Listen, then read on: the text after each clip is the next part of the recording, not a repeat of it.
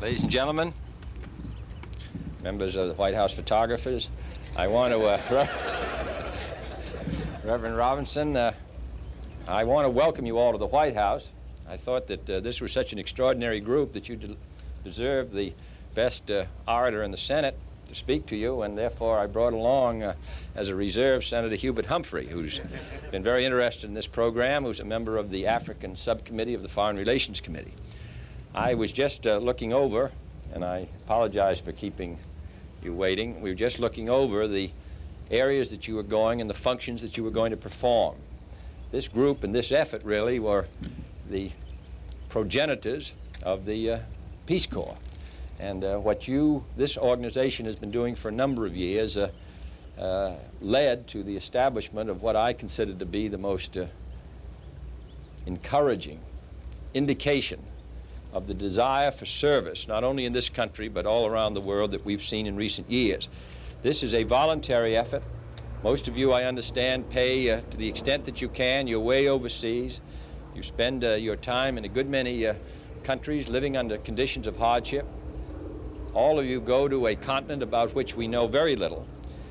I have been the host of more than a dozen rather extraordinary leaders of African countries who've come to the United States in the last 12 months.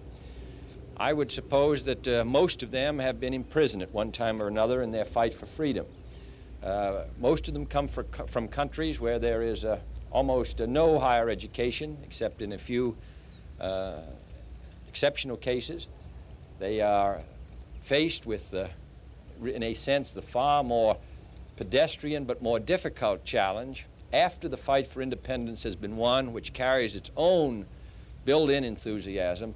They are faced with the job of building a new country, lacking skilled administrators, lacking the traditions of self-government, and they represent an extraordinary group of people. And I'm constantly impressed by the great convulsion which a fight for revolution brings, the extraordinary talent it brings to the surface. But the problems they face today, in every case, they told me, were far more difficult than the problems they faced in the fight for independence. Now the problem is to maintain that national sovereignty and independence and make it worthwhile, because disillusionment is the second wave that comes in after the wave of enthusiasm.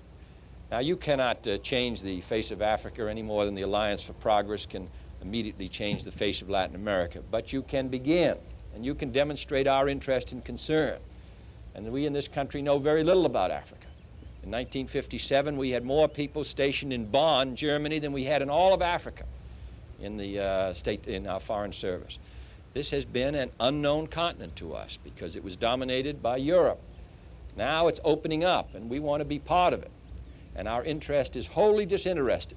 We have no great commercial history. We have no record of exploitation. We have supported the United Nations effort in Africa.